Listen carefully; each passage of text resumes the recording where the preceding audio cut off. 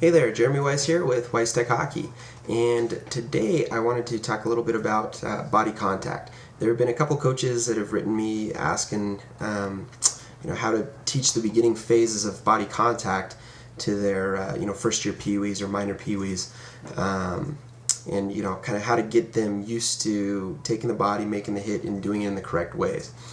So before I draw out this really quick angling drill, I wanted to just touch on a few of the key points as you're teaching body contact to your players.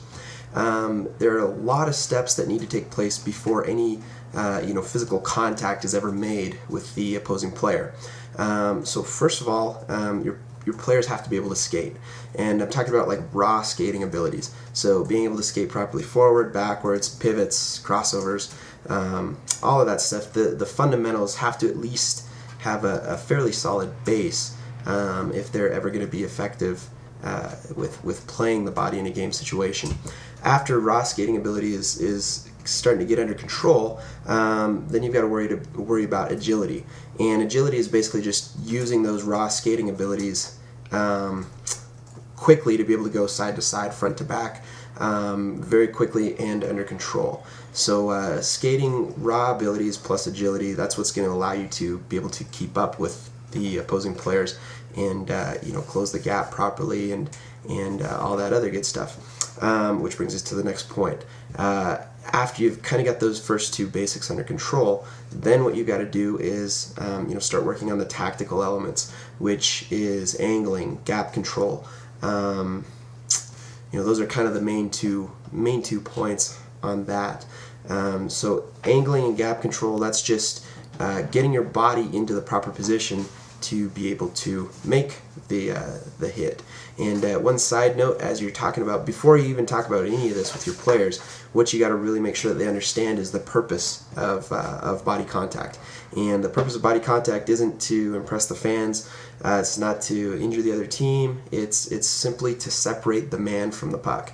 And really, that's all that you're looking to do. Now, obviously, there are going to be some additional factors that are kind of bonuses, which, if there happens to be a big hit, yes, that will get the crowd involved. Or if if you happen to make a good, hard, clean hit, in open ice or whatever, that will possibly intimidate the other team or generate some momentum for your team, but that's not the key purpose. The key purpose is just to separate the man from the puck. And any player, no matter how big or how small, can do that if they've got their basic skill sets in order, which include, like I said, skating ability, agility, angling and body positioning. And then one additional thing before you make contact is stick positioning. And those are kind of the four key things before any physical contact is even made with the opponent. So stick positioning, what that means is just having your stick in the proper position so that as you're about to make the hit, you're going to neutralize the other team's or the opponent's stick as well. So generally what that means is keeping your stick in the passing lane. Proper stick positioning, and this isn't the video that we'll go very deeply into it, but proper stick positioning, a lot of times, just by having proper stick positioning, can neutralize a play even before the hit is even needs to be made. Just because if you've got your stick in the proper position, a lot of times that'll just deflect the puck out or intercept a pass or whatever before any physical contact is even made. So after you've got all those four things in order, then you're at the point where you can begin to initiate the hit. And like I said before, this video isn't completely dedicated to explaining the actual hitting elements, but I did want to kind of mention them before I talked about this drill. So those are kind of the main key points. Now what this drill is going to do is it's a really good drill to teach the angling concepts. So I'm going to assume that your players probably already have a decent starting base with skating skills and agility. And so now what this is going to do is start working on that little bit of gap control, but primarily angling. So let's go ahead, we'll pull up the rink, and then I'll kind of show you how this drill pans out. So what we're going to do here is you can do this with designating forwards or defensemen, or you can just kind of have everybody participating in both segments of the drill. So what we're going to do here is we'll put a defenseman here, and then we will put a forward here. Okay, And then we've got a cone and a cone down here, basically at the bottom of the circle, and then a cone out here on the hash mark. Okay, and then we've got pucks right here. Now what's going to happen here, and this is called figure eight angling, and what's going to happen here is on the whistle, both guys will leave, and so they start kind of facing each other, and on the whistle both guys leave. The forward's going to come up around and pick up a puck, and what the defenseman's going to do is he has to start backwards.